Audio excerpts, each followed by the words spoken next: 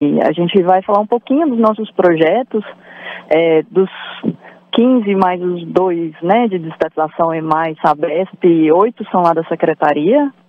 E acho que é bom a gente passar um pouquinho para quem está nos ouvindo quais são esses projetos, o que a gente está prevendo, né, o que a gente entende que tem de benefício para a população, que é isso que importa, né? A secretária já sabe que a gente vai abordar a Sabesp, não tem jeito. Mas desses 15 projetos, secretária, qual seria o de destaque na sua avaliação, que mais vai trazer benefícios para o Estado?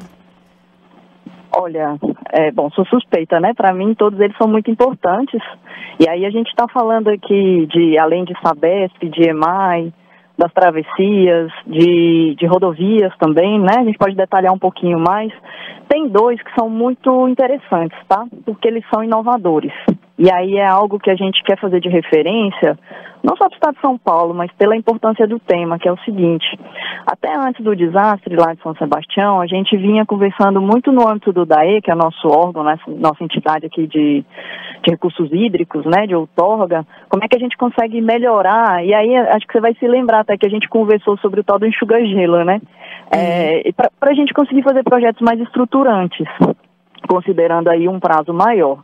E aí, qual que é a nossa proposta que a gente levou ontem, né? Foi aprovada e a gente vai começar a estudar. Eu vou dividir aqui em 3 componentes que a gente colocou, tá? Um componente de barragem, outro de serviços, e aí basicamente desassoreamento, canalização, e outro de gestão de ativos.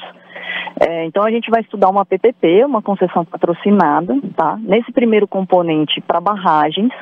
Então, o que a gente vai fazer? A gente já está identificando barragens que são construídas, operadas pelo DAE, para a gente passar para a iniciativa privada por meio de uma concessão patrocinada. O Estado permanece com uma contraprestação, porque a gente sabe que não fecha a conta, então o Estado precisa aportar e é um serviço essencial para a população.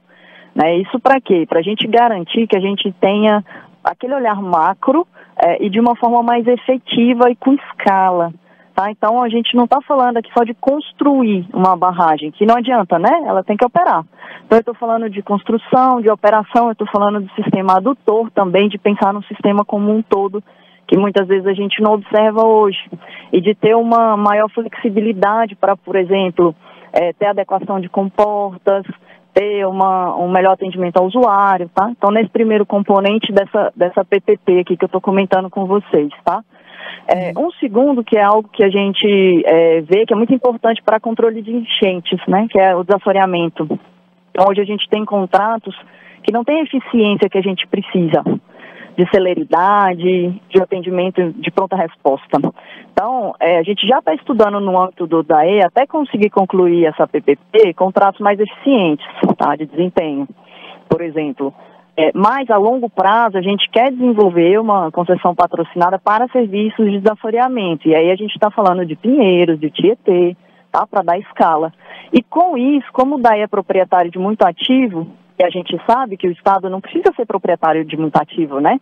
Ele precisa, na verdade, prestar o serviço de qualidade para a população. E aí a gente vai ver o que dá para vender, porque aí o que a gente faz? A gente pega o dinheiro da venda desses ativos e usa como recebível, como uma garantia que a gente precisa para fazer essas PPPs. Então vou chamar aqui, retroalimentação positiva no sistema. Esse é um projeto que eu acho muito interessante, tá? Que é inovador, que a gente vai estudar e vamos ver, né? Eu acredito muito nele. Eu acho que a gente consegue fazer algo de referência aí, pensando em segurança hídrica, pensando em controle de enchentes. Esse é o outro, se você quiser, o detalhe melhor daqui a pouquinho também. Então, falar muito aqui, né, Carla?